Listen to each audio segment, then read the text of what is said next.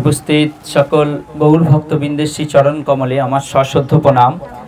ভগবানের কথা বলতে গেলে কোনো যদি ভুল ত্রুটি হয়ে থাকে আমায় পুত্রসম ভাইসম রূপে ক্ষমা করবেন, কারণ ভগবানের কথা আমরা কেউই পূর্ণভাবে বলতে সক্ষম নই।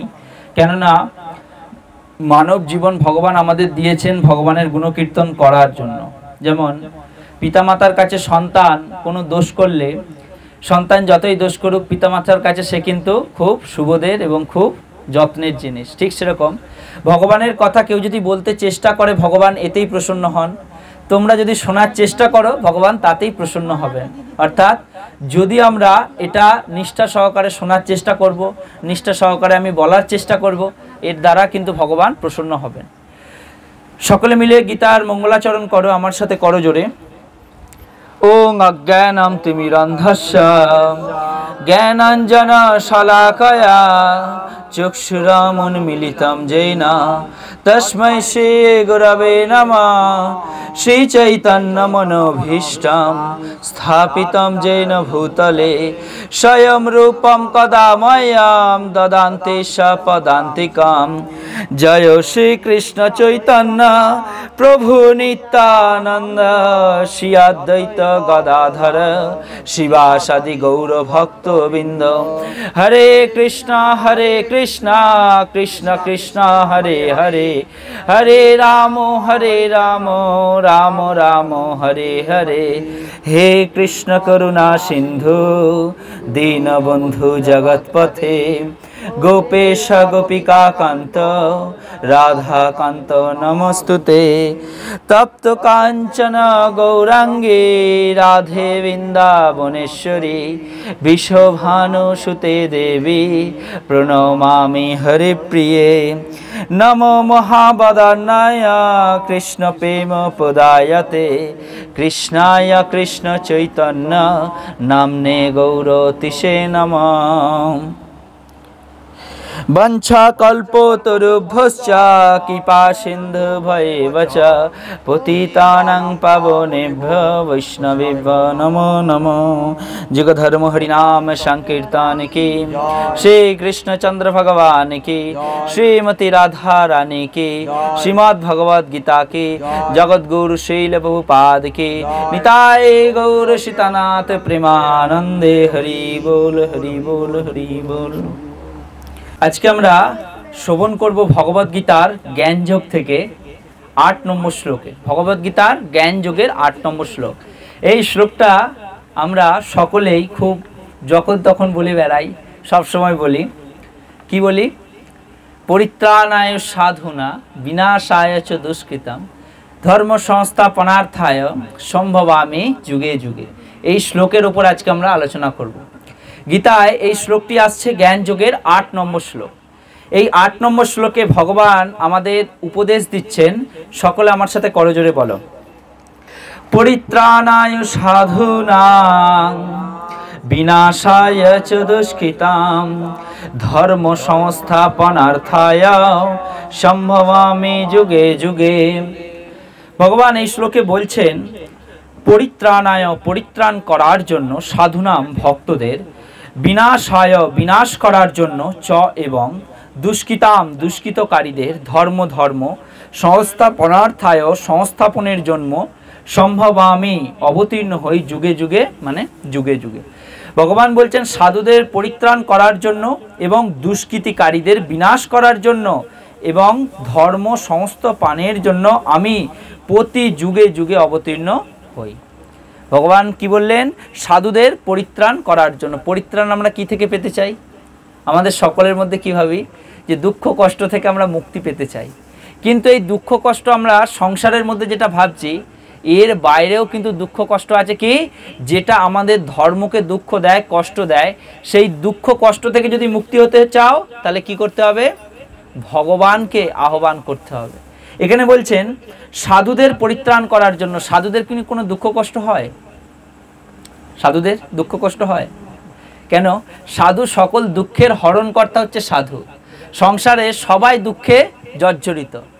এমন একজন ব্যক্তি যে সংসারে বাস করেও সর্বদা সুখে, তিনি হচ্ছেন একমাত্র সাধু গুরু বৈষ্ণব, যার কাছে গেলে কোনো দুঃখ নেই। যাহারও নিকটে গেলে পাপ দূরে যায়।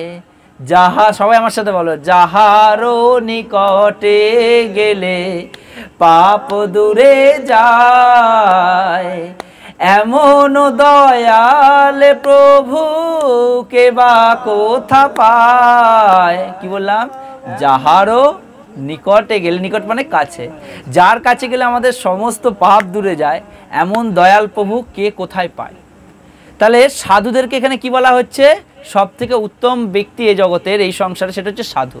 যদি আমরা সাধুদের কাছে যাই আমাদের সমস্ত দুঃখ কষ্ট কিন্তু কমতে থাকে। কিন্তু সেই সাধুদিকে পরিত্রাণ কেন করতে হবে ভগবানকে? সেই সাধুদেরকে পরিত্রাণ তখনই করতে হবে যখন ধর্মকে বিভিন্নভাবে যখন কষ্ট দেয়া হয়, যেমন গো হত্যা, সাধুদের মারধর, সাধুদের অপমান, সাধুদিকে নিন্দা, এটা হচ্ছে সব থেকে বড় অপরাধ।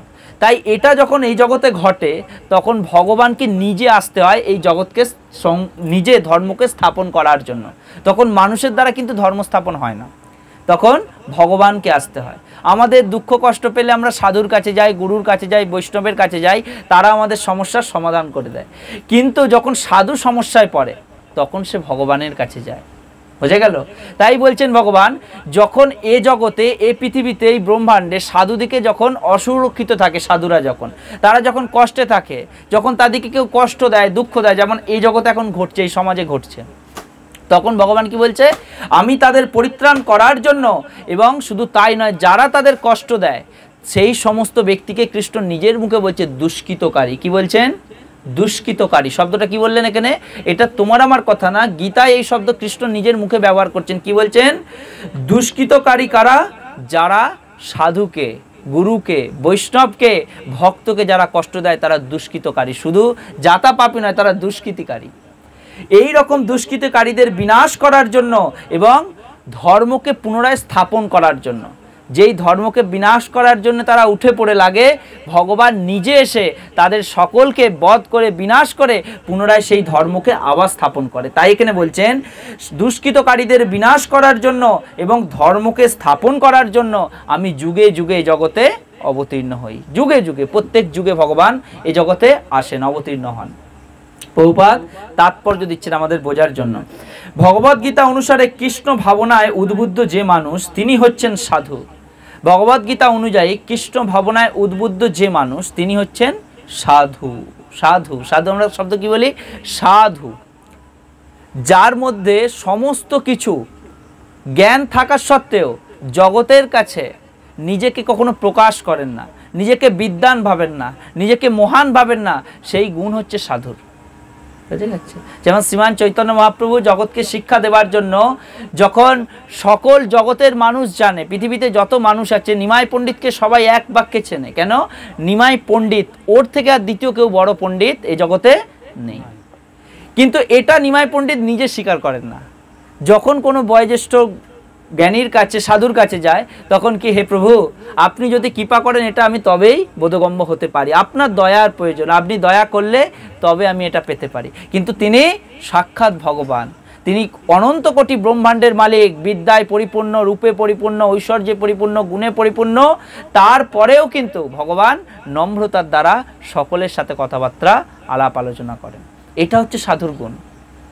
যেই সাধু সনাতন গোস্বামী, রূপ গোস্বামী, যাদের কাছে কি ছিল না, তখনকার দিনের অর্থমন্ত্রী, আজ থেকে হোসেন শাহের আমলে 500 বছর আগে, কলিযুগের হোসেন শাহের আমলে, তখন এক পদ সামলাতেন রূপ গোস্বামী, এক পদ সামলাতেন সনাতন গোস্বামী। একজন ছিল প্রধানমন্ত্রী, একজন ছিল অর্থমন্ত্রী তখনকার দিনে।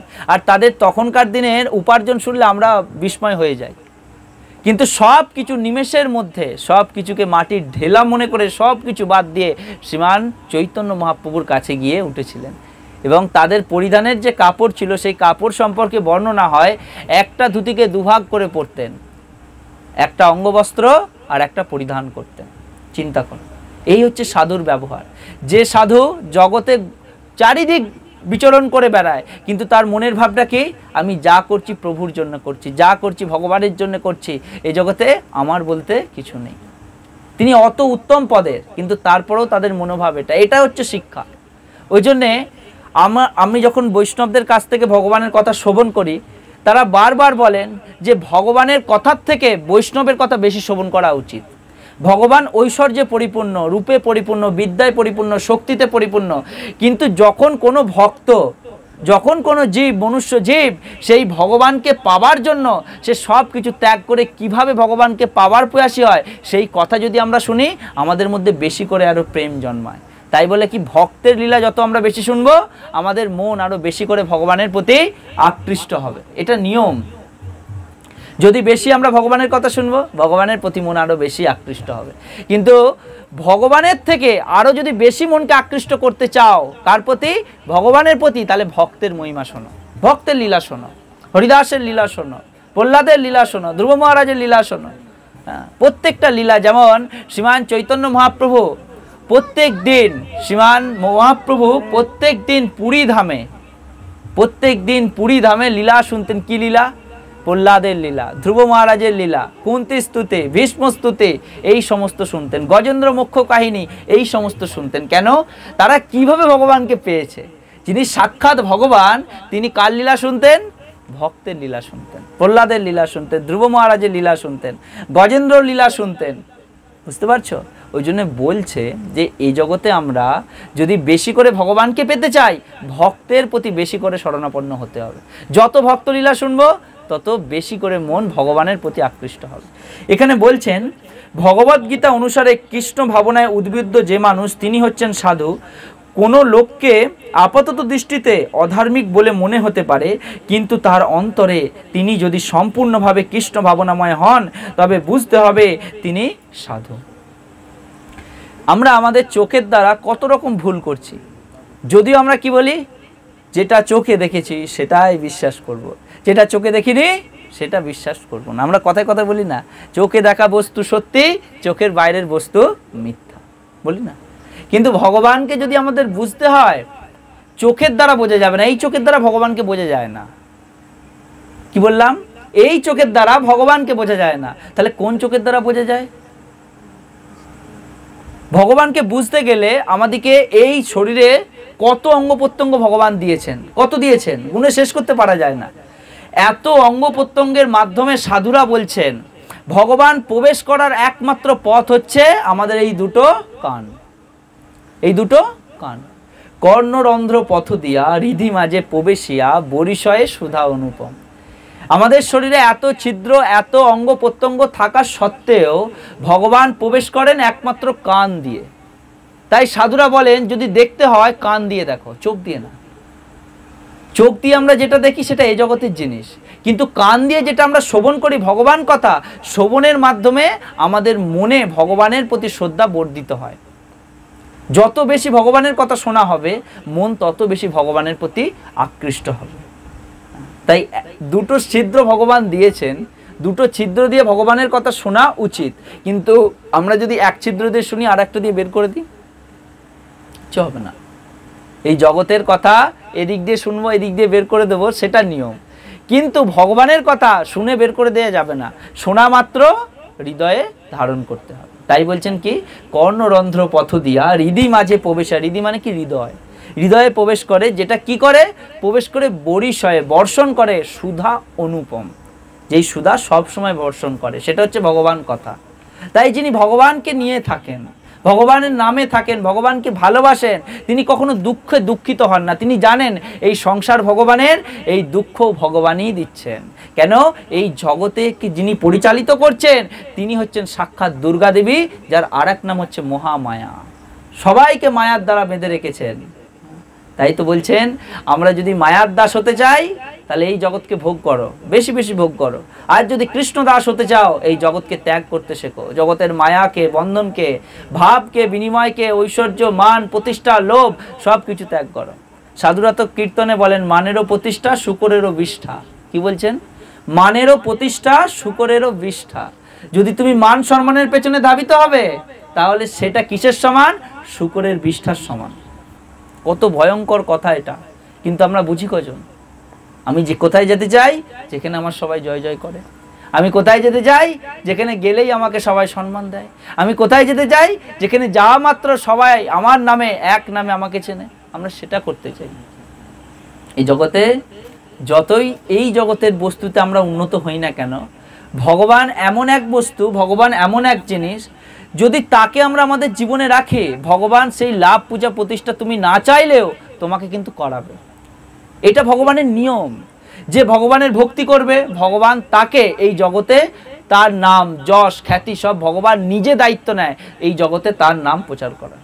কার নাম প্রচার করা? তার নাম না, ভগবান তার মাধ্যমে ভগবানের নিজের নাম ভগবান নিজে প্রচার করান। তাই প্রভুপাদ যখন আমেরিকায় গিয়েছিলেন, সাংবাদিক প্রশ্ন করেছিলেন প্রভুপাদকে যে আরে আপনি এত বৃদ্ধ বয়সে, 70 বছর বয়সে, এত বৃদ্ধ অবস্থায় আপনি কেন এরকম জায়গায় এসেছেন? কেন আপনি আমেরিকার মতো জায়গায় এসেছেন যেখানে সবাই মদ্যপ অবস্থায় থাকে, নেশাভান অবস্থায় থাকে, অবৈধ সঙ্গ করে, আপনি এত বৃদ্ধ অবস্থায় একা কেন এই জায়গায় এসেছেন? তখন বলছে আরে আমি তো একা আসিনি, আমি তো একা এই জগতে আমি যেমন একা এসেছি, কিন্তু আমি আপনাদের এই দেশে এসেছি, আমেরিকায় এসেছি, একা আসিনি। কাকে নিয়ে এসেছি? সাথে ভাগবতমকে নিয়ে এসেছি, কৃষ্ণকে নিয়ে এসেছি। কিন্তু কৃষ্ণ আমাকে বলল, কি বলল? যারে আমি তো একা যেতে পারবো না, তাই এক কাজ করো, তুমি আমাকে নিয়ে চলো, আমি কৃষ্ণের সাথে এসেছি। বুঝে গেল? ভাগবতম সাক্ষাৎ কৃষ্ণ, আমি কৃষ্ণকে সাথে নিয়ে এই জগতে এসেছি, আমি তো একা আসিনি। আর এই ভাবনা চিন্তার দ্বারা, এই ভাবনার দ্বারা প্রভুপাদ আজকে গোটা বিশ্বকে কৃষ্ণ ভাবনায় ভাবিত করেছেন। একটা ভাবনা কি? আমার সাথে কৃষ্ণ আছে, এই বিশ্বাস দৃঢ়। যদি আমরা একটা ভাবি কি দৃঢ় কৃষ্ণ দাস, এই বিশ্বাস মানলে তো আর দুঃখ নাই, রাধা কৃষ্ণ বল বল বল রে সবাই।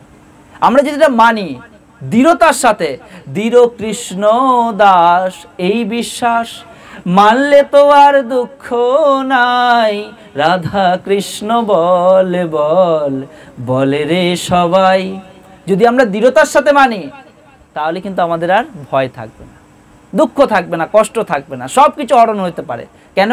আমি যদি দৃঢ়তার সাথে কৃষ্ণকে ভক্তি করি। তাই কি বিশ্বাসে মেলায় বস্তু, তর্কে বহুদূর। যদি আমরা তর্ক করি সারা জীবনেও কিন্তু তার অর্থ তুমি পাবে না। তাই বিশ্বাস করতে থেকো। বিশ্বাস যদি করবে, ভগবান অবশ্যই তার বিশ্বাসের মর্যাদা রাখেন।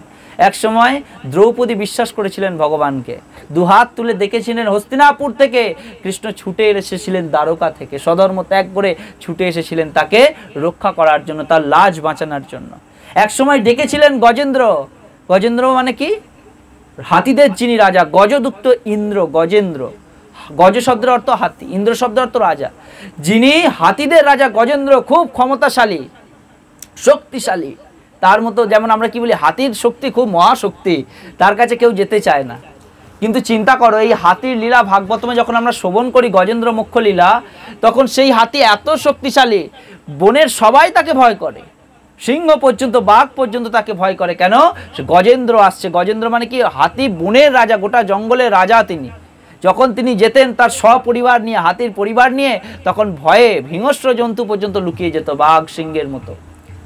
কিন্তু সেই মহাশক্তিশালী হাতি যখন, আমরা কি বলি, হাতি যখন পাঁকে পড়ে তখন কি হয়? সেই হাতি যখন এক সরোবরে নেমে যখন জল খাচ্ছিলেন, তখন জলের রাজাকে, কুমির, তুমি স্থলের রাজা হতে পারো, আমি তো জলের রাজা। হাতি যখন জলে নেমে জল খাচ্ছে, কুমির যখন তার পা ধরেছিল, কিন্তু কোনোভাবে হাতি সে আর নিজেকে বাঁচাতে পারছে না, আস্তে আস্তে আস্তে আস্তে গভীরের দিকে তলিয়ে যাচ্ছে। কিন্তু সেই অন্তিম সময় সেও যদি কৃষ্ণকে ডেকেছিল হাতি, কৃষ্ণ সাক্ষাৎ সুদর্শন চক্রের দ্বারা সেই কুমিরকে বধ করে হাতিকে রক্ষা করেছিল। এই হচ্ছে ভগবানের ভগবত্তা। অন্তিম সময়েও যে কৃষ্ণকে ডাকে, কৃষ্ণকে স্মরণ করে, কৃষ্ণ তার প্রতি কৃপা বর্ষণ করে, তাকে মুক্তি দান করে, এই জগৎ থেকে তার ধামে নিয়ে যায়। সন্ত কবিরের নাম সবাই শুনেছো? কবির শুনুনি?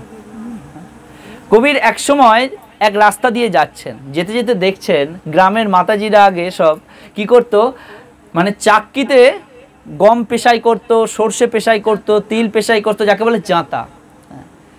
এবার সে যেতে যেতে দেখছে যে কতগুলো মাতাজি এক জায়গায় বসে মাঝখানে একটা চাক্কি রেখেছে, তার মধ্যে আনাজ দিচ্ছে, গম জাতীয় কিছু দিচ্ছে, ধান জাতীয় কিছু দিচ্ছে, আর সেটাকে ঘোরাচ্ছে লাঠির মাধ্যমে। এই দৃশ্য দেখছে কবির। দেখে সে এটা কাছে গেছে, কাছে গিয়ে বলছে, আরে আপনারা যেটা করছেন এটার দ্বারা কি হচ্ছে? না, এটার দ্বারা আমরা আমাদের যে আনাজপত্র যেটা আছে সেটাকে ভাঙানো হচ্ছে। ও তাই? এবার যখন কিছুক্ষণ দাঁড়িয়ে দাঁড়িয়ে দেখতে দেখতে দেখছে যত দানা দিচ্ছে সব ভেঙে পিষ্ট হয়ে বেরিয়ে যাচ্ছে। এবার যখন কাজ মিটে গেছে, জাঁতাটা যখন তুলেছে, একটার সাথে একটা পেস্টিং থাকে, যখন সেটা তুলেছে একটা, দেখছে কিছু দানা জাঁতার গোড়ায় রয়ে গেছে, সেটা কিন্তু ভেঙে যায়নি। এত দানা সব কিন্তু ভেঙে ভেঙে ভেঙে ভেঙে সব আটা হয়ে গেছে, পাউডার হয়ে গেছে, কিন্তু কিছু দানা যেটা গোড়ায় রয়েছে সেটা কিচ্ছু হয়নি, যেমনকে তেমনই আছে। কবির তখন বলছেন, আরে এই হচ্ছে ভগবানের ভগবত্তা। কি ভগবত্তা? আমরা মায়ার চাক্কিতে এমন পেশা হচ্ছি, যার দ্বারা দুঃখ কষ্ট জর্জরিত হচ্ছি, তারপরেও আমরা কৃষ্ণকে ভক্তি করছি না, ভগবানকে ডাকছি না। কিন্তু বুদ্ধিমান কারা? যারা ভগবানের ভক্তি করছে, তারা এই সংসার মাঝে থেকেও কিন্তু আনন্দে আছে, এরা হচ্ছে বুদ্ধিমান। যেমন একটি জাঁতার সবাই পেশা হচ্ছে, কিছু সংখ্যক লোক সেই জাঁতার কোণে এতে গিয়ে, ডান্ডার কাছে গিয়ে, লাঠির কাছে গিয়ে ঠিক মুক্ত অবস্থায়, তাদের কোনো প্রবলেম নেই, কোনো সমস্যা নেই, তারা পেস্টিংও হচ্ছে না, পাউডারও হচ্ছে না। ঠিক সেরকম যদি আমরা এটা বিচার করব, নিজেদের মধ্যে এই জ্ঞান আনবো, তাহলে আমাদের মধ্যে ভাবনা চিন্তার কত পরিবর্তন হবে। কি না, আমরাও যদি কৃষ্ণকে ডান্ডা রূপে, যদি কৃষ্ণকে আমরা ধরে থাকি, কারো ক্ষমতা নেই আমাকে পতন করাতে পারে। এটা কৃষ্ণের শক্তি। তাই বলছেন আমাদেরকেও এটা চেষ্টা করতে হবে অনবরত। এই জন্য বলছেন যে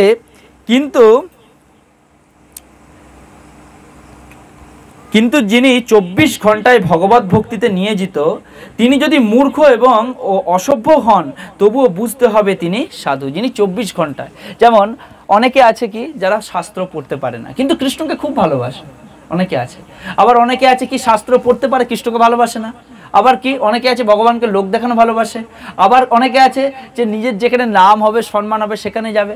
কিন্তু আমরা যে যাইভাবেই করি না কেন, আমাদের মনকে যদি আমরা ভগবানের সেবায় নিয়োজিত করি, তাকে দেখতে অসাধু মনে হলেও সে কিন্তু সাধু, ভগবানের কাছে সে কিন্তু সাধু। তাই বলছেন কোটি কোটি জন্মের পাপ যদি পর্বত সমান হয়ে যায়, আকার যদি পর্বতের মতো হয়ে যায়, গীতায় কৃষ্ণ বলছেন সেই সমস্ত পাপ তুলোর গোডাউনের মতো, তুলোর পাহাড়ের মতো। সেই তুলোর পাহাড় কখন নিমেষে শেষ হয়ে যাবে? যদি তুলের পাহাড়ে আগুন লাগে, কতক্ষণ লাগে শেষ হতে? নিমেষের মধ্যে সব পুড়ে ছাই হয়ে যায়।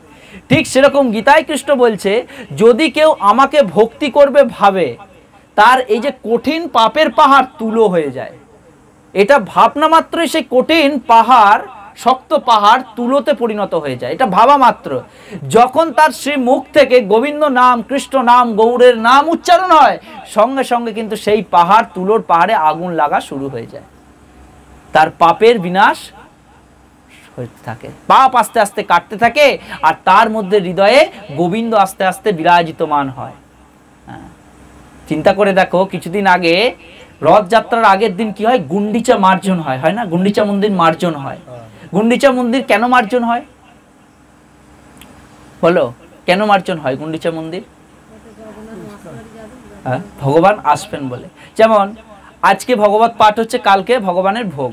এবার কালকে যে ভগবানের ভোগ হবে, রেডিমেড তোমরা করতে পারবে না, তার জন্য কিছু বিশেষ আয়োজন থাকবে। মন্দির সাজানো, যোগ্য ব্যক্তিকে ডাকা যিনি ভোগ দেবেন, বা নিজেদিকে সব দিক থেকে সাহায্য করতে হবে সেই ভোগের জন্য। তাহলে বিশেষত্ব কেন আসে? আমি তোমাকে বা আমাকে এখানে বসে খাওয়াবো না, কাকে খাওয়াবো? যিনি অনন্ত কোটি ব্রহ্মাণ্ডের মালিক, তিনি কালকে আমার বাড়িতে আসবেন। তার যত্নটা কেমন করতে হবে? জীবন দিয়ে করতে হবে। কি দিয়ে?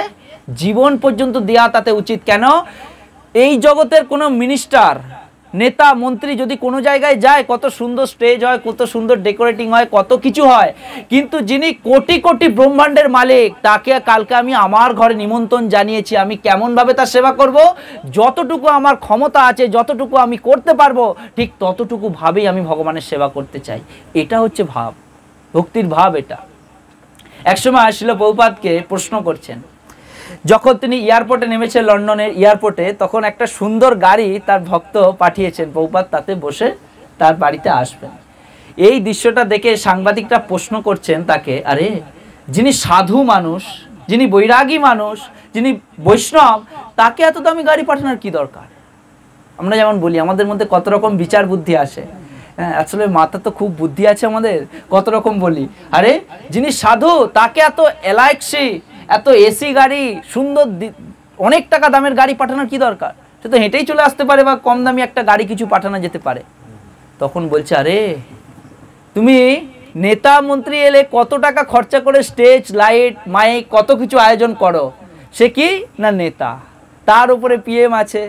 এবার চিন্তা করে দেখো, যিনি ভারতের পিএম সে এলে কত মহাসমারোহ আয়োজন হয়, কিন্তু যিনি পিএম এর পিতা, তার পিতা সমস্ত জগতের যিনি পিতা, তিনি যখন কোথাও আসেন তার কত খাতির যত্ন হয়।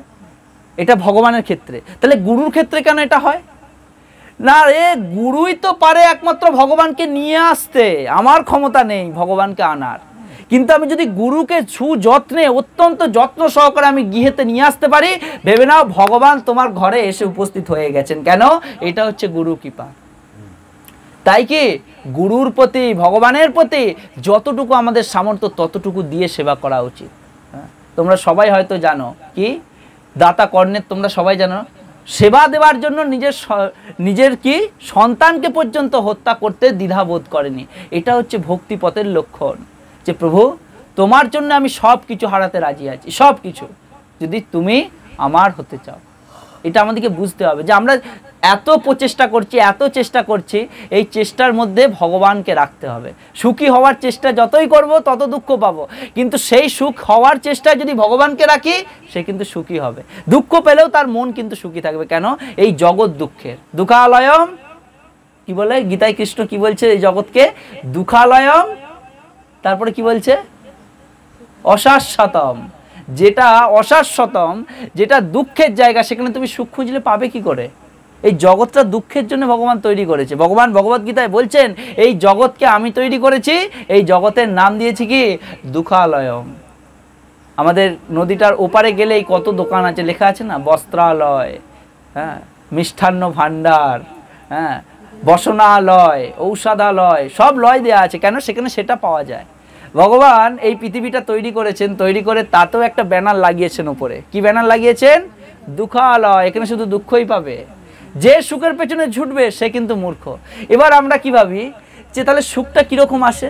অত্যধিক দুঃখ হচ্ছে, তাহলে সুখটা যেন মাঝে মাঝে মনে হয় যেন সুখী হয়ে গেছি, মাঝে মাঝে মনে হয় যেন সুখ আমার ঘরে এসে গেছে। সেটা কিরকম পরিস্থিতি জানো? সবাই আমার সাথে বলো, কবু স্বর্গে ওঠায় কবু নরকে ডোবায়। বলো, দণ্ডজনে রাজা যেন নদীতে চুবায়। কি বলছেন? কখনো আমাদেরকে দেখবে রাজা মশাই যখন কাউকে শাস্তি দেয়, কিরকম শাস্তি দেয়? নদীতে নিয়ে যায়, যে দোষে মাথাটা ধরে জলে ডুবিয়ে রাখলো, যখন ছটপট করছে মরে যাবে তুলে ধরলো, আহ কি আরাম, আবার ডুবিয়ে ধরলো, আবার তুলে ধরলো। এই যে কষ্ট, তাকে তুলে কেন ধরছে? আবার তাকে ডোবাবে বলে। তাহলে আমরা যেটা ভাবছি যে সুখ, এটা হচ্ছে ওই দণ্ড থেকে একটু মুক্তি, সেটাকে আমরা সুখ ভাবছি। আবার দুঃখ, কখন দুঃখ? আবার তাকে ডোবানো হবে সেখানে। ওই জন্য বলছে এই জগৎ হচ্ছে দুঃখের জগৎ। এখানে যদি আমরা সুখ খুঁজি পাবো কোথায়? সুখ এখানে নেই। সুখ একমাত্র ভগবান বলছেন যদি সুখী হতে চাও এই জগতে থেকে আমার ভক্তি করো, আমার ভজন করো, তোমার মন কিন্তু সব সময় আনন্দে থাকবে, সুখে থাকবে, বাইরে যা কিছু হোক না কেন। শিবাস ঠাকুর বলছেন আমার সন্তান মারা গেছে, আমার তাতে দুঃখ নেই, মহাপ্রভুর যদি কীর্তন আমার ঘরে বন্ধ হয়ে যায় এটাই আমার কাছে বড় দুঃখের। এর দ্বারা আমি আমার প্রাণও বিসর্জন করতে পারি। কেন? যদি মহাপ্রভু এই ঘরে কীর্তন বন্ধ করে দেয়। তাহলে শিবাস ঠাকুর কিভাবে এই কথা বলেছেন? নিজের সন্তান সে মৃত্যু হয়ে গেছে, বাচ্চা ছেলে, তারপরেও শিবাস ঠাকুর জানেন যে সাক্ষাৎ ভগবান যেখানে আছেন সেখানে অমঙ্গল কিছু হবেন না। কি মঙ্গল ভবন অমঙ্গল হারি তনয়সু দশরথ অজর বিহারী। যেখানে ভগবান আছেন সমস্ত অমঙ্গল সেখান থেকে পালিয়ে যায়। এটা ভগবানের স্বরূপ। বুঝে যাচ্ছে? আমরা কি ভাবি? যতক্ষণ গায়ে বল আছে আমি চেষ্টা চালিয়েই যাই। কেন? আমি তো শক্তিমান, এখন আমি হাল ছাড়িনি। এতে হচ্ছে না, গ্রামীণ হাসপাতালে হচ্ছে না, ভর্তি করো মহকুমারে হচ্ছে না, ভর্তি করো পিজিতে হচ্ছে না, ভর্তি করো ভেলোরে। ব্যাস, যখন আমার হাতে আর কিছু নেই, যা করে ভগবানই করবে। ঠিক তাই তো? এটাই হয়তো। তাহলে কি আমরা আমাদের ওপর কতটা ভরসা রাখি? যতক্ষণ আমাদের টাকা আছে, গায়ে শক্তি আছে, ততক্ষণ চালিয়েই যাই। কিন্তু অন্তিম সময় এসে একটা কি কথা বলি? এবার যা করবে ভগবানই করবে। তাহলে ভগবানকে আমরা যদি মন থেকে ভালোবাসি, মন থেকে ডাকি, তাহলে ভগবানের প্রতি যদি আমরা একটা বিশ্বাস রাখি যে ভগবান যা করবেন মঙ্গলের জন্য করবেন, সেটাতেই মঙ্গল। ভগবান কখনো অমঙ্গল করেন না, যেটাতে মঙ্গল সেটাই হবে। কারো যদি মনে হয় যে মৃত্যু অনিবার্য, মৃত্যু হয়েছে, এটাই তার জীবনে মঙ্গল। কারো শরীর খারাপ হয়েছে, এটাই তার জীবনে মঙ্গল। কেন? ভগবান অমঙ্গল কখনো কারো করেন না। যদি আমরা এই জগতে সুস্থ থাকতে চাই, সেই সুস্থ, যেমন একজন মহারাজ বলছেন, কি বলছেন দেখো, বলছেন যেমন এই কদিন আগে একটা অ্যাক্সিডেন্ট হলো না, প্লেন দুর্ঘটনা হলো। তোমরা ভেবে দেখো, আমি দেখছি ফোনে যে একটা ছোট্ট মানে অত বড় ঘটনা, একটা ছোট্ট টাইমের জন্য একটা জীবন বেঁচে যায়, একটা জীবন বেঁচে গেল। কিন্তু ভেবে দেখো, সেও কিন্তু ওই প্লেনেই যেত, যদি 5 মিনিট আগে আসতো তার জীবন বেঁচে গেল। ওই জন্য বলছে, যদি ভগবান মারে কারো শক্তি নেই তাকে রাখতে পারে, যদি ভগবান রাখে কারো শক্তি নেই তাকে মারতে পারে। তাই সব কিছু আমাদের নিজেদের গায়ের ওপর বিশ্বাস করলে হয় না, ভগবানের ওপরে কিছু রাখতে হয়। এখানে ভগবান বলছেন যে পরমেশ্বর ভগবান যেমনভাবে অবতরণ করেছিলেন নিরশ্বরবাদীদের বিনাশ করার জন্য, তাকে তেমনভাবে অবতরণ করতে হয় না। এখানে ভগবান বলছেন তবুও বুঝতে হবে যে তিনি সাধু। রাবণ, কংস আদি অসুরদের নিধন করার জন্য পরমেশ্বর ভগবান যেমনভাবে অবতরণ করেছিলেন নিরশ্বরবাদীদের বিনাশ করার জন্য, তাকে তেমনভাবে অবতরণ করতে হয় না। ভগবান অনেক অনুচর আছে যারা অনায়াসেই অসুরদের সংহার করতে পারেন। বুঝে যাচ্ছে? আমরা কীভাবে রাবণকে বধ করতে ভগবান রামচন্দ্র এসেছিলেন, কংসকে বধ করতে ভগবান কৃষ্ণ এসেছিলেন। তাহলে এই জগতে যারা সাধুদের দুঃখ দেয়, কষ্ট দেয়, তাদের বধ করার জন্য কি ভগবান আসবেন? আমাদের অনেকের মধ্যেই প্রশ্ন থাকে। যারা মন্দিরে অনিষ্ট করে, মন্দির ধ্বংস করে দেয়, হ্যাঁ, ভক্তদেরকে কষ্ট দেয়, কাউকে খুন করে দেয়, তাদেরকে কি বিনাশ করার জন্য ভগবান আসবেন? অবশ্যই আসবেন। কিন্তু সাক্ষাৎ ভগবান না এলেও ভগবানের অনুচরগণ এই কার্য করতে সক্ষম। বুঝে যাচ্ছে? আমরা যদি ভেবে দেখি, আরে কংস এত শক্তিমান ছিল, তার দ্বারা ভগবানকে আসতে হলো কেন? ভগবান অনুচর পাঠালে হতো না? অবশ্যই হতো। যদি ভাবি ভগবান এত শক্তিমান, ভগবান হচ্ছেন পরমাত্মা, ভগবান আত্মারূপে একটা অসুরের হৃদয় আছে, আত্মারূপে একটা পিঁপড়ের হৃদয় আছে, হাতির মতো বিরাট আকার প্রাণের হৃদয়ও আছে, আবার মানুষের মতো জ্ঞানবান জীবের হৃদয়ও আছে। সেই ভগবান যদি আত্মরূপে সকলের হৃদয় থাকে, আত্মা যদি দেহ থেকে বেরিয়ে যায়, সেই জীবন আর জীবিত থাকে?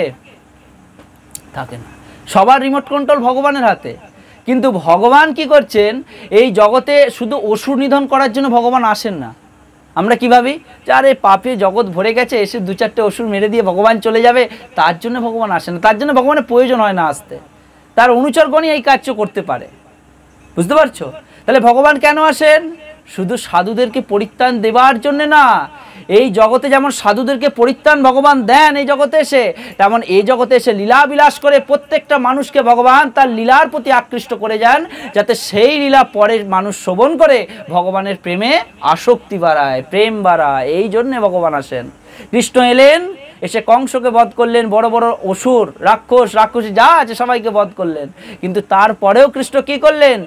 গীতার মতো দিব্য জ্ঞান এই জগৎকে দিয়ে গেলেন, যেই জ্ঞান শ্রবণ করে মানুষ এক বাক্যে স্বীকার করতে পারে কি, এতে চাংশ কলা পুংস কৃষ্ণস্তু ভগবান স্বয়ং ইন্দ্রিয়রি ব্যাকুলম লোকে মিরয়ন্তী যুগে জানা।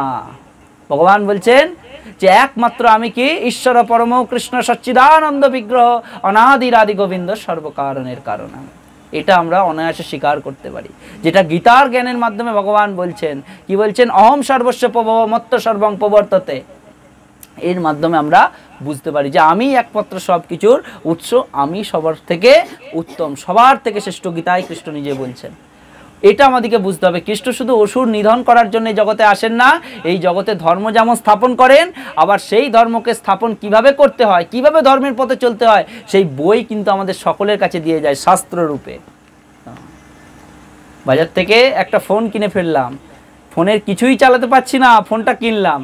দেখবে ফোনটা কেনার সাথে একটা ম্যানুয়াল থাকে, ফোনটা এইভাবে অন করবে, এইভাবে ইউজ করবে, এত % চার্জ দেবে, এত ঘন্টা চার্জ দেবে, আবার এইভাবে অফ করবে, সব কিছু সেই কাগজে লেখা আছে।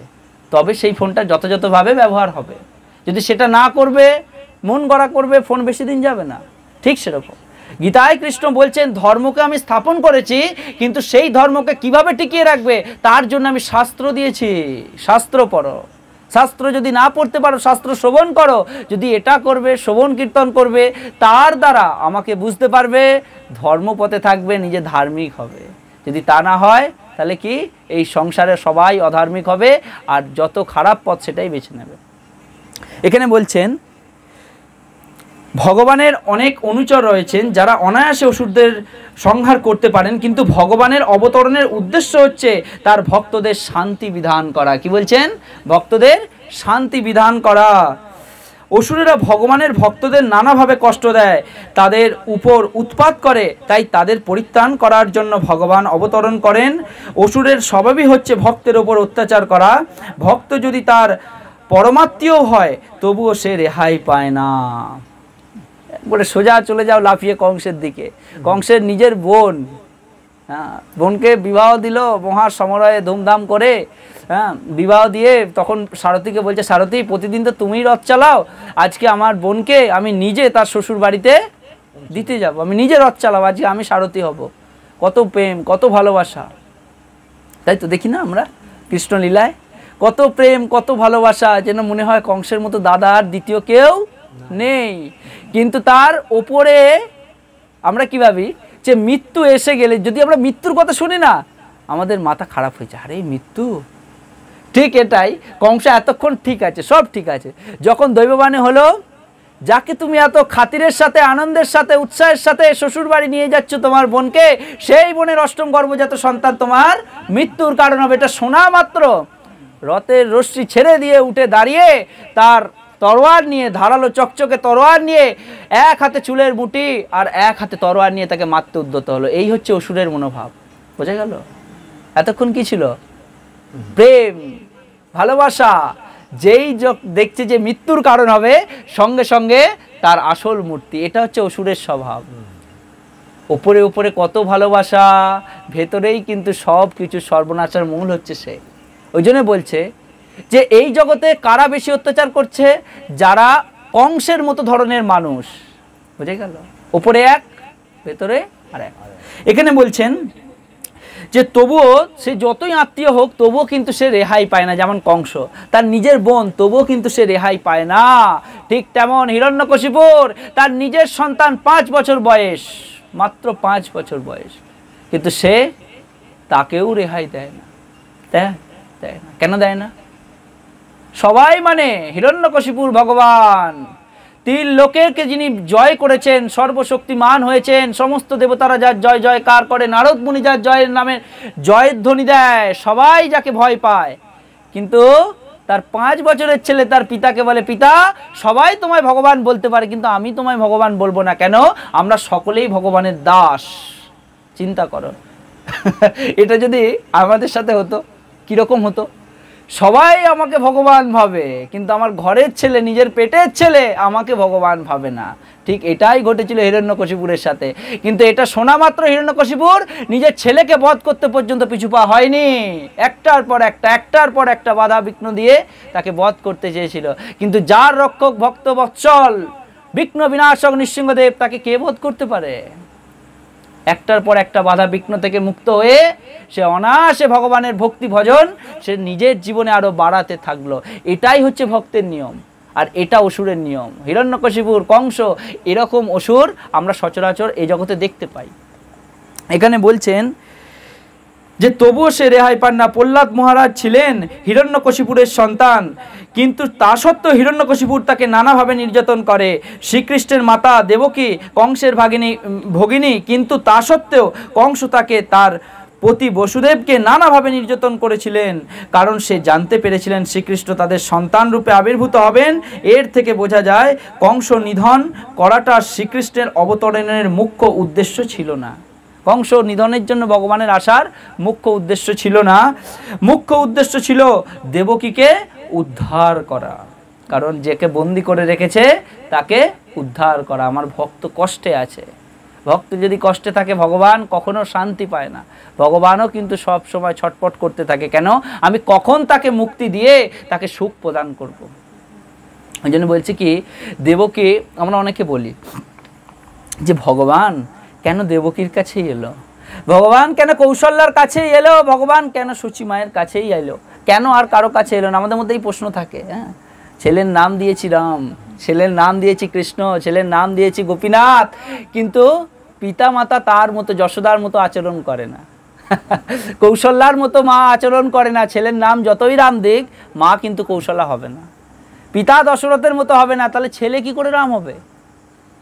নাম আমরা যতই দিই, কিন্তু আমাদের বিচার বুদ্ধির পরিবর্তন আনতে হবে।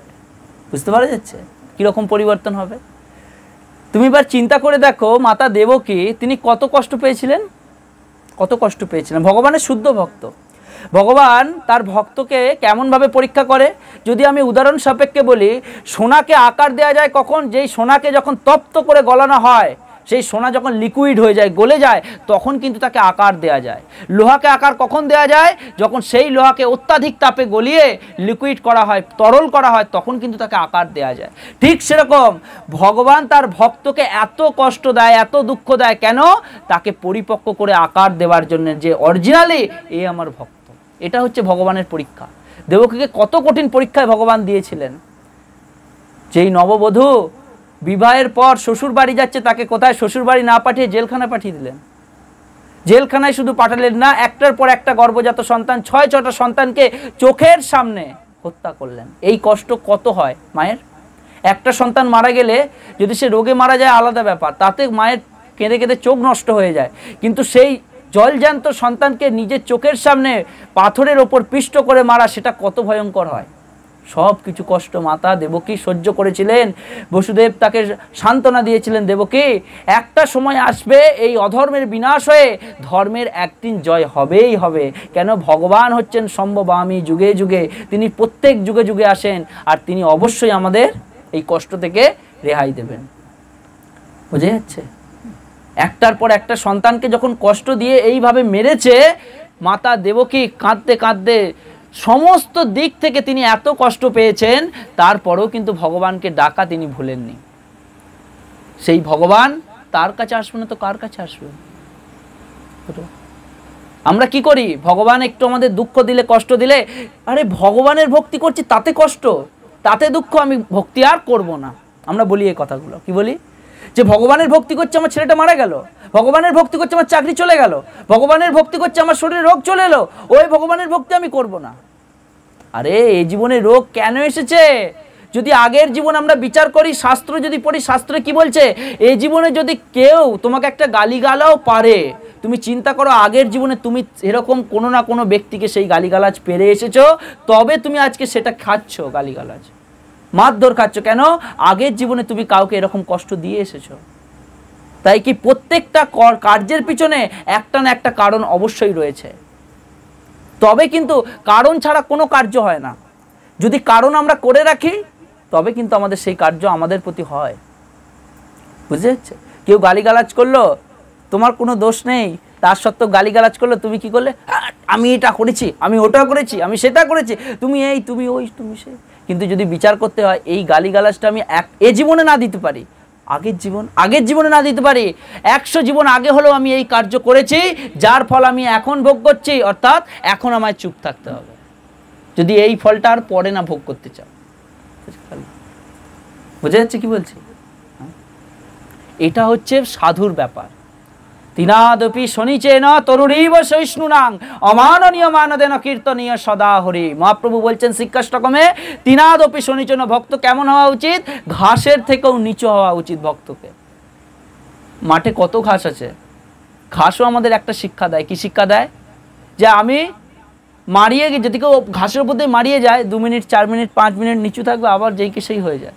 একটা ভক্ত যখন সেই শিক্ষা থেকে পাবে যে ঘাস, তোমাকে যদি কেউ মারিয়ে যায়, কিছুক্ষণ পর তুমি আবার মাথা তুলে দাঁড়িয়ে পড়ো, কিন্তু দেখো বৈষ্ণবের দিকে, দেখো সাধুর দিকে, দেখো ভক্তের দিকে, যাকে কেউ অপমান করলে সে তার প্রতি উত্তর করে না, সেই অপমান নিজের মুখে স্বীকার, মানে নিজে স্বীকার করে ভগবানকে বলে, হে প্রভু, এটা আমার পাওনা ছিল, আমি এটা পেয়েছি, আমার এতেই আনন্দ। এটা হচ্ছে ভক্তের লক্ষণ। বুঝে গেল? ভক্ত এটা চায় যে প্রভু যা যত দুঃখ কষ্ট দাও। ওই জন্য একটা কীর্তনে বলছে, তোমার সেবায় দুঃখ হয় যত, সেই তো পরম সুখ। কি বলছেন? তোমার সেবায় যত দুঃখ হয় সেটাই আমার কাছে শুধু সুখ নয়, পরম সুখ। যত দুঃখ পাবে তত কৃষ্ণকে বেশি ডাকবে। আমি আগের দিনও বলেছিলাম, মহারাজরা বলেন যে দুঃখ যত পাবে তত কৃষ্ণকে ডাকবে। তার জ্বলন্ত উদাহরণ সাক্ষী হচ্ছে দেবকী, মাতা দেবকী। যত দুঃখ পেয়েছেন কৃষ্ণর ভক্তি আরো গভীর করে করেছেন। এটা হচ্ছে ভক্তের লক্ষণ। ওই জন্য এখানে বলছেন যে কিন্তু তা সত্ত্বেও কংস এবং তার প্রতি বসুদেবকে নানাভাবে নির্যাতন করেন, কারণ সে জানতে পেরেছিল যে শ্রীকৃষ্ণ তাদের সন্তান রূপে আবির্ভূত হবেন। এর থেকে বোঝা যায় কংস নিধন করাটা শ্রীকৃষ্ণের অবতরণের মুখ্য উদ্দেশ্য ছিল না, মুখ্য উদ্দেশ্য ছিল দেবকীকে উদ্ধার করা। কিন্তু এই দুটি কাজ একসঙ্গে সাধিত হয়েছিল। তাই ভগবান এখানে বলছেন সাধুদের পরিত্রাণ আর অসুরদের বিনাশ করার জন্য তিনি অবতরণ করেন। কেন? তিনি এলেন, মাতা দেবকীকে কারাগার থেকে মুক্ত করলেন আর কংসকে বধ করলেন। এটার জন্য ভগবান বলছেন কি, সাধুদিকেও আমি করি আর এই ধর্মকেও স্থাপন করি। শ্রী চৈতন্য চরিতামৃত গ্রন্থে শ্রীল কৃষ্ণদাস কবিরাজ গোস্বামী নিম্নলিখিত বলছেন, মধ্যলীলায় বলছেন, শ্লোকগুলির মাধ্যমে ভগবানের অবতরণের মূল তত্ত্ব সংক্ষেপে উপস্থাপনা করা হচ্ছে। সৃষ্টি হেতু যেই মূর্তি প্রপঞ্চ অবতারে, সেই ঈশ্বর মূর্তি অবতার নাম ধরে, মায়াতীত পরব্রহ্মে সবার অবস্থান, বিশ্ব অবতরী ধরে অবতার নাম। ভগবান বলছেন, এই শ্রী কৃষ্ণদাস কবিরাজ গোস্বামী চৈতন্য চরিতামৃতের মধ্যলীলায় বলছেন, ভগবত ধাম থেকে এই জড়জগৎ প্রকট হবার ফলে ঈশ্বর মূর্তি অবতারণ নাম ধরেন। বুঝে যাচ্ছে? অবতরণ কখন হয় না, ভগবানের জগৎ থেকে এই জগৎ সৃষ্টি হয়েছে। ভগবান জগৎ থেকে এই জগৎ সৃষ্টি হয়েছে বলে, তাহলে ভগবান যে জগৎ সৃষ্টি আছেন সেখান থেকে যখন এখানে আসেন তখন কি করেন? অবতরণ করেন। বুঝে যাচ্ছে? তিনি সেই জগতেও আছেন, আবার এই জগতেও অবতরণ করলেন, অবতরণ করেন। এই অবতারেরা প্রকৃত পরব্রহ্মের অবস্থান করেন। প্রকৃত জড় অবতরণ করার জন্য তাকে অবতরণ বলা হয়, প্রকৃত জগতে অবতরণ করার জন্য তাকে অবতার বলা হয়। যখন ভগবান নিজের ধাম থেকে জগতে অবতরণ করছেন তখন তাকে অবতার বলা হচ্ছে। ভগবানের অনেক রকম অবতার আছে, যেমন পুরুষাবতার, গুণাবতার, লীলাবতার, শাক্তাবেশ অবতার, মন্বন্তর অবতার ও যুগাবতার। তাহলে কটা অবতার? পুরুষ অবতার, গুণাবতার, লীলাবতার, শক্তাবেশ অবতার, মন্বন্তর অবতার, যুগাবতার। 6টা অবতার ভগবান নেন বিভিন্ন কার্য সাধিত করার জন্য। তারা নির্ধারিত সময়ে বিশ্বের বিভিন্ন স্থানে অবতরণ করেন, কিন্তু ভগবান শ্রীকৃষ্ণ হচ্ছেন সমস্ত অবতারের উৎস, আদি পুরুষ। ভগবান হচ্ছেন সমস্ত অবতারের উৎস। ভগবান ভগবদ গীতায় বলছেন, বিশেষ করে ভাগবতমে বলছেন কি, এতে চাংশ কলা পুংস কৃষ্ণস্তু ভগবান স্বয়ং। শব্দটা কি বললাম? এতে চাংশ, ভগবান থেকে যত অংশ আসছে, কলা অংশ আসছে মানে অংশের অংশ আসছে, সব কিছু কোত্থেকে আসছে? ভগবান থেকে আসছে। এই ভগবানটিকে তখন বলছেন কি, এতে চাংশ কলা পুংস কৃষ্ণস্তু ভগবান স্বয়ং। শব্দটা কি? কৃষ্ণস্তু ভগবান স্বয়ং। স্বয়ং ভগবানকে একমাত্র কৃষ্ণ, যেই থেকে সমস্ত অবতার এই জগতে আসছে এবং সমস্ত অবতারের অবতার এই জগতে আসছে। মৎস্য, কুর্ম, বরাহ, নৃসিংহ, রাম, পরশুরাম, বামন, বুদ্ধ, কল্কি, যা কিছু অবতার আছে সব ভগবানের অংশ অবতার, ভগবান থেকে আসছে। কিন্তু সাক্ষাৎ ভগবান কৃষ্ণ তিনি হচ্ছেন সমস্ত অবতারের অবতরী, সব কিছু ভগবান নিজে আসছেন। এখানে বলছেন ভগবান শ্রীকৃষ্ণ অবতরণ করেন এবং তার শুদ্ধ ভক্তদের আরতিহরণ এবং পরিতোষণ করার জন্য যারা তার শাশ্বত সনাতন শ্রী বৃন্দাবন লীলায় তাকে দর্শন করার জন্য উগ্রীব হয়ে থাকেন। তাই শ্রীকৃষ্ণ অবতরণের মুখ্য উদ্দেশ্য হচ্ছে তার শুদ্ধ ভক্তদের পরিতোষণ করা। আমরা কি চাই? আমরা ভগবান শ্রীকৃষ্ণ 3 জায়গায় লীলা করেছেন। কি কি 3 জায়গা? তোমরা 3টে স্থানের নাম তো জানো। কি কি 3 জায়গা? বৃন্দাবন, মথুরা, দ্বারকা। 3টে স্থানে ভগবান লীলা করেছেন। আর ভগবান লীলার বয়সকাল ছিল কত? 125 বছর। কত? 125 বছর এই জগতে লীলা ভগবান করেছেন, কৃষ্ণ লীলা করেছেন। এবার বৃন্দাবনের যেই কৃষ্ণ, মথুরার যেই কৃষ্ণ, দ্বারকার যেই কৃষ্ণ, কৃষ্ণ 3 রূপে লীলাবিলাস করেছেন, 3 রূপে লীলাবিলাস করেছেন। বৃন্দাবনের যিনি কৃষ্ণ তিনি এক, মথুরার যিনি কৃষ্ণ তিনি এক, আবার দ্বারকার যিনি কৃষ্ণ তিনি এক। একটা হচ্ছে পূর্ণ, একটা হচ্ছে পূর্ণতর, একটা হচ্ছে পূর্ণতম। এই তিনটে পূর্ণর মধ্যে সব থেকে পূর্ণ কোনটা? যেটা হচ্ছে পূর্ণতম। তাহলে পূর্ণ, পূর্ণতর, পূর্ণতম। এই পূর্ণতম কৃষ্ণ কোথায় আছেন? একমাত্র বৃন্দাবনে। তাই বৃন্দাবনে যিনি কৃষ্ণ, সেই কৃষ্ণ কখনো অস্ত্র ধরেন না। কি ধরেন না? অস্ত্র ধরেন না। তিনি অসুর নিধন করতে পারেন বৃন্দাবনে অস্ত্র ছাড়া, অস্ত্র ছাড়া অসুর নিধন করতে পারেন। কিন্তু সেই কৃষ্ণ যখন মথুরায় যান, দ্বারকায় যান, তখন অস্ত্র ধরেন। কেন? বৃন্দাবন হচ্ছে কৃষ্ণ নিজের বাড়ি। বৃন্দাবন কৃষ্ণের নিজের বাড়ি। যেমন আমাদের নিজের বাড়িতে কত ডাকনাম আছে, এই ওই বলে ডাকে, সে তাই বলে ডাকে, ও ওই বলে ডাকে। ঠিক কৃষ্ণকে বৃন্দাবনে গোপ বালকরা তাকে বিভিন্ন নামে ডাকতেন, বিভিন্ন ব্যঙ্গ অত্যক শব্দতেও ডাকতেন। কিন্তু সেই কৃষ্ণ যখন মথুরায় গেলেন তখন সবাই হতবাক হয়ে গেলেন। বুঝতে পারছো? কেন? ভগবানের ঐশ্বর্য রূপ দেখে, ভগবানের শক্তি দেখে। যেই কংসকে কেউ বধ করতে পারে না, সেই কংসকে কৃষ্ণ বধ করে ফেললেন। ভগবানকে সর্বশক্তিমান রূপে দেখছেন। যেই কৃষ্ণকে বৃন্দাবনের একজন গোপ বালক রূপে দেখছেন, রাখালরা কৃষ্ণের পিঠে উঠে খেলা করছেন, হ্যাঁ, তার এঁটো প্রসাদ কৃষ্ণকে দিচ্ছেন, কৃষ্ণকে আবার বিভিন্ন ভাষায় তাদের সাথে ইয়ার্কি করছেন। কিন্তু সেই কৃষ্ণ যখন বৃন্দাবন থেকে মথুরায় গেলেন, তার পরিবর্তনটা কীরকম হলো? সেই কৃষ্ণ হয়ে গেল সর্বশক্তিমান, এবং সে সেরকম কীরকম রূপ প্রদর্শন করছেন? শক্তিমানের রূপ প্রদর্শন করছেন, ঐশ্বর্য রূপ প্রদর্শন করছেন। বুঝে গেল? কিন্তু মথুরায় সবাই কৃষ্ণকে ভগবান বলে স্বীকার করছে। আবার সেই কৃষ্ণ যখন দ্বারকায় যাচ্ছেন, তখন নিজেকে আরও বেশি করে প্রতারিত করছে যে কি, যে আমি একমাত্র এমন শক্তিমান, যে যেই শক্তিমান হবার সত্ত্বেও আমি মথুরা থেকে বিশ্বকর্মাকে নির্দেশ দিয়ে স্বর্ণ দ্বারকা তৈরি করেছি, যেটাকে বলা হয় দ্বারকা নগরী। স্বর্ণ দিয়ে তৈরি, সোনা দিয়ে তৈরি সেই দ্বারকা নগরী আমি নির্মাণ করেছি সমুদ্রের বক্ষে। বুঝে গেছে? আর সেইখানে আমি রাজত্ব স্থাপন করেছি কিভাবে? না, প্রত্যেকটা দ্বারকায় আমি গেছি 16,108টা পত্নী সহিত আমি সেই দ্বারকায় অবস্থান করছি। কটা? শুনে মাথা আমাদের ঘুরছে। একটাকে সামলাতে সারা জীবন কেটে যাচ্ছে, আর ভগবান 16,108টা পত্নীকে বিবাহ করেছিলেন। আর সেই 16,108টা পত্নীর এক একটা পত্নীর 10টি করে সন্তান ছিল, আর 10টি সন্তানের 10টি করে ঘর ছিল, আর প্রত্যেকটা ঘর ছিল সোনার তৈরি। এটা হচ্ছে ভগবানের শক্তি, ঐশ্বর্যময় শক্তি, সোনার তৈরি। যেই দ্বারকা আমরা এখনো ফোনে দেখি, স্বয়ং PM মোদি জলেতে নেমে সেই দ্বারকা দর্শন করছেন, সে আমরা ফোনে দেখছিলাম না? ওই জন্য বলছেন যে ভগবানের যে ভগবত্তা, সেই দ্বারকা তখন দিনে ছিল, কিন্তু সেই অভিশাপে যদুবংশ ধ্বংস হয়েছিল, সেই দ্বারকা সমূলে সমুদ্রে গভীরে পতিত হয়েছিল।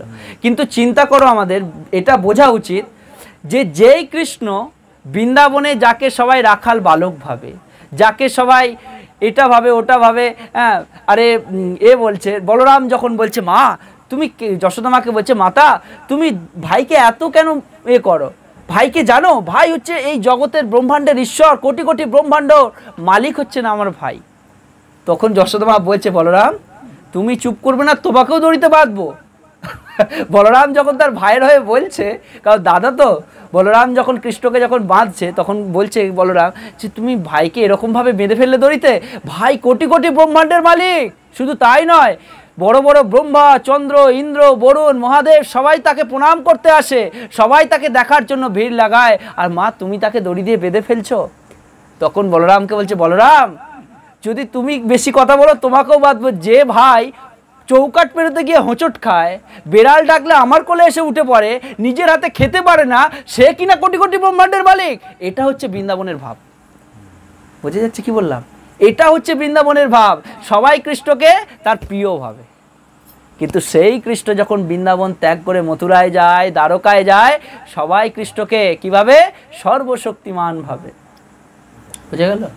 ওই জন্য এখানে আমি কি বলছি, যে এইখানে বলা হচ্ছে ভগবান শ্রীকৃষ্ণ অবতরণ করেন তার শুদ্ধ ভক্তদের আরতিহরণ এবং পরিতোষণ করার জন্য, যারা তার শাশ্বত সনাতন শ্রী বৃন্দাবন লীলায় তাকে দর্শন করার জন্য উদ্গ্রীব হয়ে থাকেন।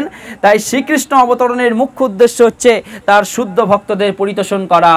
ভগবান ত্রেতা যুগে রামচন্দ্র রূপে এলেন, এসে পিতৃ আজ্ঞা পালন করার জন্য রামচন্দ্র কি করলেন? 14 বছর বনবাসে কাটালেন। কিন্তু এবার আমাদের বোঝা উচিত রামচন্দ্রের বনবাসটা হয়েছিল রামচন্দ্রের, কিন্তু সতী অর্থাৎ সীতা দেবী এত পতিব্রতা, তিনি সঙ্গে সঙ্গে বললেন, যেই স্থানে আমার প্রভু থাকবে না সেই স্থানে আমি থাকবো না, যেই স্থানে আমার প্রভু থাকবে আমি সেই স্থানে থাকবো, সেটা যদি বনবাস হয় বনবাসই আমার কাছে ঘর। এটা স্বয়ং সীতা দেবী নিজে বলছেন। এবার লক্ষ্মণ কি করবে? লক্ষ্মণ তো রামচন্দ্র ছাড়া তার জীবন এক মুহূর্ত চলবে না। লক্ষ্মণ বলছে, দাদা তুমি যদি চলে যাও আমি কার সেবা করব? তোমাকে সেবা করেই আমি যত্নে থাকি, আমি আনন্দে থাকি, আমি খুশি থাকি। তুমি যদি না থাকো আমি কার সেবা করব? আর আমার এই প্রাণ আমি আর রাখতে পারবো না। তাই যদি আমাকে জীবিত থাকতে দিতে চাও তাহলে তোমার সাথে নিয়ে চলো। এটা রামচন্দ্রের প্রতি লক্ষ্মণের মনোভাব। কেন? লক্ষ্মণের সেবা মনোভাব। বনবাস হয়েছে, ঘুরছেন। এবার যখনই যেই আশ্রমে যায় তাদের ইচ্ছা কি? রামচন্দ্রকে পাওয়ার ইচ্ছা, রামচন্দ্রের সাথে থাকার ইচ্ছা। এবার তখনকার দিনে এত জঙ্গল ছিল, এত বন ছিল, কত জায়গায় যাবে। এবার যেখানে যায় সেখানেই সবাই রামচন্দ্রের গুণকীর্তন করে, রামচন্দ্রকে প্রণাম করে, রামচন্দ্রকে খুব ভক্তি শ্রদ্ধা করে, তাকে সেবা করে। এবার 14 বছর এজন্য রামচন্দ্র এসেছিলেন বনবাসে, যত সাধু মুনি ঋষি যা কিছু আছে জঙ্গলে সবাইকে দর্শন দেবে। তারপরেও সবার মনে অপূর্ণ ইচ্ছা রয়ে যায়। বনের বৃক্ষ বলে, রামচন্দ্র আমি তোমায় চাই। বনের পশু পাখি বলে, রামচন্দ্র আমি তোমায় চাই। সবাই যদি রামচন্দ্রকে চায়, রামচন্দ্র কত জায়গায় যাবে 14 বছরে? তাও 14 বছর তার লীলা থেকে বের করে তিনি জঙ্গলে জঙ্গলে ঘুরেছেন, সাধুদিকে দর্শন দিয়েছেন, তাদের কৃতার্থ করেছেন। তখন রামচন্দ্র যখন অযোধ্যায় ফিরে আসবেন বন থেকে, সবাইকে বলছেন, হে সাধুগণ, হে ঋষিগণ, আমি তোমাদের যার যার ইচ্ছা পূর্ণ করতে পারিনি, আমি পরবর্তী লীলায় দাপর যুগে আমি যখন কৃষ্ণ হয়ে আসব, তোমরা সবাই তখন আমার সেই লীলায় আসবে। কোন লীলায়? বৃন্দাবন লীলায়। আর সেই বৃন্দাবন লীলায় এসে যমুনার তীরে কখন? যখন শারদ পূর্ণিমা তিথি, রাস পূর্ণিমা তিথি, তখন তোমরা সবাই অবতীর্ণ হয়ে আমার সঙ্গে একসাথে নৃত্য করবে, গীত করবে, সবাই আমাকেই দর্শন করতে পারবে, সবার মনোবাসনা আমি পূর্ণ করব। ওই জন্যে কৃষ্ণ কি বলা হচ্ছে? কৃষ্ণ হচ্ছে বৃন্দাবনে যতক্ষণ আছে সবাইকে প্রেম অকাতরে বিলিয়েছেন।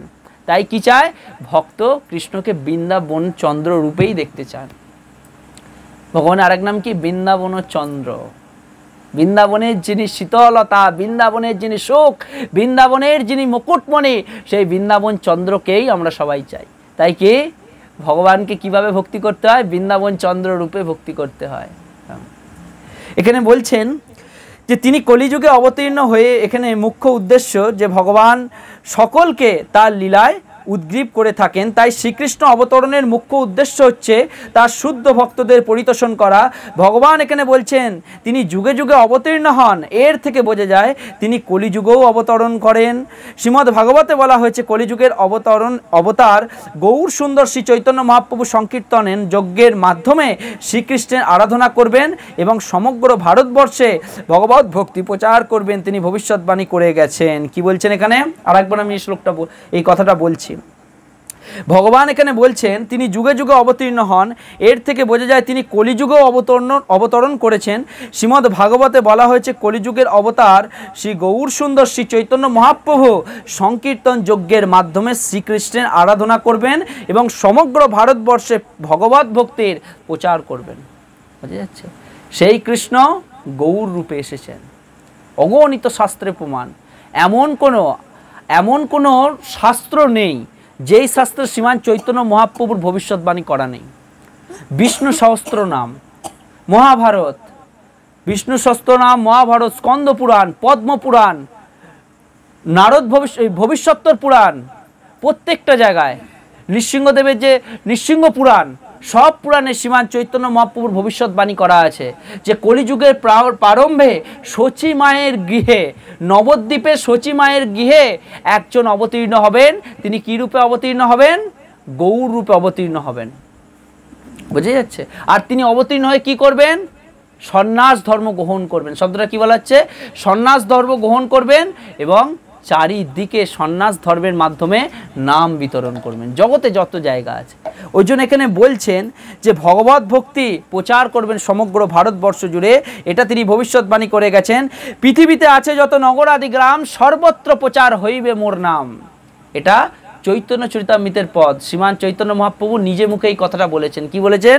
পৃথিবীতে আছে যত নগর আদি গ্রাম, সর্বত্র প্রচার হইবে মোর নাম। আজকে হচ্ছে তো? হচ্ছে না? একমাত্র মহাপ্রভুর সেই বাণী America, foreign, German, England, London, আরবের মতো কান্ট্রিতে, পাকিস্তানের মতো জায়গায় যেখানে মানুষ ভগবানের নাম নিতে পারে না, এখন পাকিস্তানে রথযাত্রা হচ্ছে। আমি ভাবি যে ভগবানের ক্ষমতা কতটা আছে, যে অধার্মিকের ওপরেও ধর্ম স্থাপন করতে পারে। শ্রীকৃষ্ণ চৈতন্য মহাপ্রভু অবতারণের কথা উপনিষদ, মহাভারত, শ্রীমদ্ ভাগবত আদি শাস্ত্রে গুরুত্বপূর্ণ অংশে গুপ্তভাবে উল্লেখ আছে, কিন্তু প্রত্যক্ষভাবে উল্লেখ নেই। শ্রীকৃষ্ণের ভক্তেরা শ্রী চৈতন্য মহাপ্রভু প্রবর্তিত সংকীর্তন যজ্ঞের প্রতি গভীরভাবে আকৃষ্ট হন। ভগবান এই অবতার দুষ্কৃতকারীদের সংহার করেন না, বরং তিনি তাদের অহৈতুকী কৃপার ভবসাগর থেকে উদ্ধার করেন। চৈতন্য মহাপ্রভু কাউকে বধ করেননি। কাউকে বধ করেছেন? কি করছেন তিনি? কি বধ করছেন? তিনি বধ করছেন, কি বধ করছেন? আমাদের অন্ধবিশ্বাসটাকে বধ করছে। যেটা অন্ধবিশ্বাস কি? আমার নিজের শক্তির ওপর আমার বিশ্বাস। এই বিশ্বাসটা যতক্ষণ পর্যন্ত আমাদের এটা থাকবে, ততক্ষণ কিন্তু আমরা ভগবানকে সর্বস্ব বলে ভাবতে পারবো না। হয়ে লীলা করেছিলেন। তাই সকলকে আমি অনুরোধ করব, ভগবানকে বেশি করে ভালোবাসি। জগতে প্রত্যেকটা মানুষকে যেমন আমরা ভালোবাসি, সম্মান করি, আত্মীয় পরিজন সবাইকে প্রেম করি, সবার প্রতি ভালোবাসা রাখি, সব থেকে বেশি করে ভালোবাসা দাও ভগবানকে। যদি তাকে আমরা বেশি ভালোবাসা দেবো, দেখবে কারো কাছে তুমি কখনো পরাজিত হবে না। সে তোমাকে সব সময় সব জায়গায় জয়ী রাখবে। এটা ভগবানের আশীর্বাদ। যে করে আমার গুণকীর্তন, আমি তার সব সময় তাকে আমি হৃদয়ে ঠাঁই দিই। গীতায় কৃষ্ণ বলছে, যে আমাকে তার হৃদয়ে ঠাঁই দেয়, আমি তাকে আমার হৃদয়ে ঠাঁই দিই। বুঝে গেল?